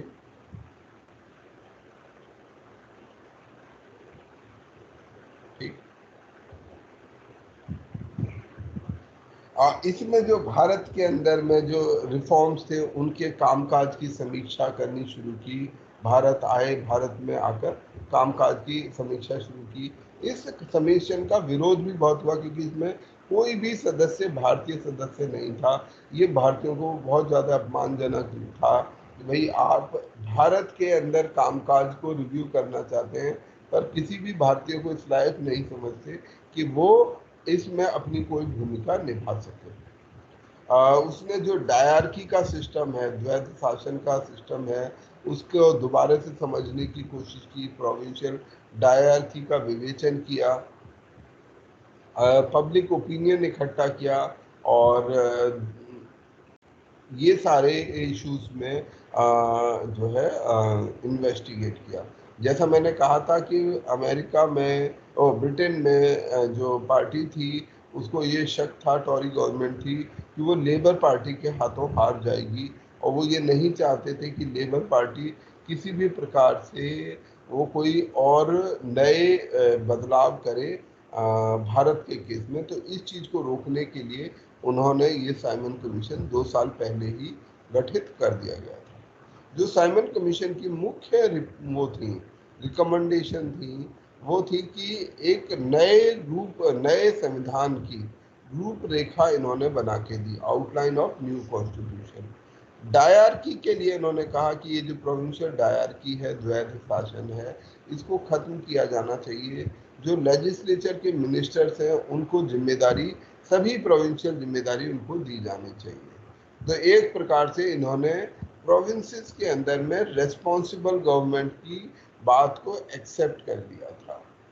इसके अलावा इन्होंने कहा फेडरल यूनियन, भारत में संघात्मक सरकार, फेडरल यूनियन बनाई जानी चाहिए जिसमें ब्रिटिश इंडिया के जो प्रोविंसेस भी हों और प्रिंसली स्टेट्स भी शामिल हों, जिससे एक लॉन्ग टर्म में यूनाइटेड और ऑटोनॉमस इंडिया बनाया जा सके। इसके अलावा इसने एक और रिकमेंडेशन की कि जो वोट देने का अधिकार है इसको और विस्तृत किया जाना चाहिए।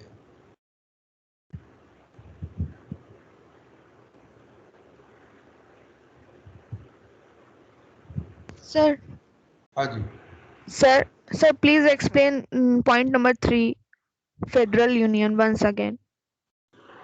फेडरल यूनियन, भारत जो है कई सारे छोटे छोटे प्रांतों से मिलकर बना था। भारत अगर देखा जाए तो politically, culturally, socio economically single unit नहीं है, ठीक है ना। ये तो आज भी आप मानेंगे, आज हमारे देश में 28-29 राज्य हैं। क्यों इतने राज्य हैं? क्योंकि हम इस बात को एक्सेप्ट करते हैं कि हम ना तो लिंग्विस्टिकली, भाषाई रूप से एक नहीं है, ठीक है, सोशियो इकोनॉमिकली और कल्चरली भी हम अलग अलग हैं। हर एक प्रांत की अपनी अपनी समस्या, अपना अपना सिस्टम है।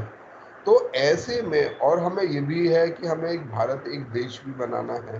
ये भी नहीं कि हम उत्तर प्रदेश को एक अलग राज्य बना दें और अलग देश बना दें, पंजाब अलग देश बना दें, ऐसा तो नहीं चाहेंगे। तो हम ये चाहेंगे कि एक बड़े स्ट्रक्चर के नीचे, एक फेडरल स्ट्रक्चर के नीचे सभी राज्य, सभी प्रोविंसेस और प्रिंसली स्टेट यूनाइटेड हों, एकजुट हों, संघ बने, अलग अलग प्रोविंसेस का एक संघ बने। और इस संघ में क्या क्या शामिल हो?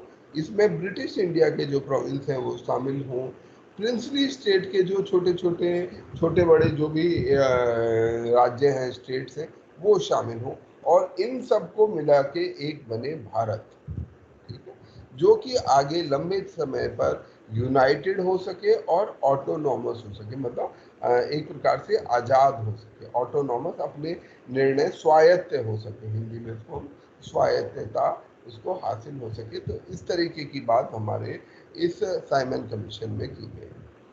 और एक और चीज़ की गई कि फ्रेंचाइजी को एक्सटेंड किया जाए। वोट देने का अधिकार अभी 6% था। 1919 में जो वोट देने का अधिकार लगभग 6% लोगों के पास था, इसमें ये बोला गया कि इसको और बढ़ाया जाना चाहिए, और 1935 के एक्ट में ये करीब 15-16% तक बढ़ा दिया गया था। मद्रास लेजिस्लेचर जो है एनलार्ज किया जाए। जो कांग्रेस थी, कांग्रेस ने इसका विरोध करने का फैसला किया अपने मद्रास 1927 के सेशन में, अधिवेशन में कहा कि नहीं, हम इसके साथ नहीं चलेंगे, हम इसका विरोध करेंगे। उसका कारण क्या था वो मैंने आपको बताया कि इसमें कोई भी इंडियन मेंबर नहीं था, कोई भी भारतीय सदस्य इसका मेंबर नहीं था, और ये सबसे जो है शर्म की बात थी। इसलिए साइमन कमीशन जहां जहां गया उसको काले झंडे दिखाए गए, प्रदर्शन किए गए, गो बैक साइमन के नारे लगाए गए। इसमें कांग्रेस, हिंदू महासभा और मुस्लिम लीग, ठीक है, इन्होंने भाग लिया इन सभी प्रदर्शनों में। जो लाहौर में जब प्रदर्शन हुए तो उस प्रदर्शन को लाला लाजपत राय लीड कर रहे थे और इसी प्रदर्शन के दौरान लाला लाजपत राय पर लाठियां चलाई गई और उनकी मृत्यु हो गई। साइमन कमीशन का ही रिजल्ट है। साइमन कमीशन ने रिकमेंड किया था राउंड टेबल कॉन्फ्रेंस और गवर्नमेंट ऑफ इंडिया एक्ट 1935, इसी प्रोसेस का साइमन कमीशन और बाद में हुई राउंड टेबल कॉन्फ्रेंस का नतीजा है। इससे भारत में प्रोविंशियल लेवल पर हमें रिप्रेजेंटेटिव गवर्नमेंट बनाने का अधिकार मिला और 1937 में पहली बार इसके तहत एक सरकार बनाई गई। इस साइमन कमीशन के जो विरोध ने एक नई तरीके की, एक नई पीढ़ी को भी सपोर्ट दिया, जिसको लीड कर रहे थे भगत सिंह और उनके साथी लोग। भगत सिंह, सुभाष चंद्र बोस, जो इस समय प्रोमिनेंस में आए।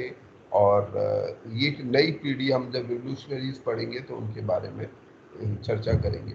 लॉर्ड बर्किनहेड, ठीक है, ये एक एग्रीड कॉन्स्टिट्यूशन के लिए एग्री हुए। इसको कुछ हद तक स्वीकार किया गया। इस कमीशन की रिपोर्ट में कई सारी कमियां और कई सारी शॉर्टकमिंग्स बताई गई, परंतु इसमें कहीं भी डोमिनियन स्टेटस का या राइट ऑफ सेसेशन का, अलग होने का, ये भारत की मांग थी। डोमिनियन स्टेटस, कम से कम स्वराज्य तो हमें मिलना चाहिए, पर ऐसी कोई चीज इसमें नहीं थी।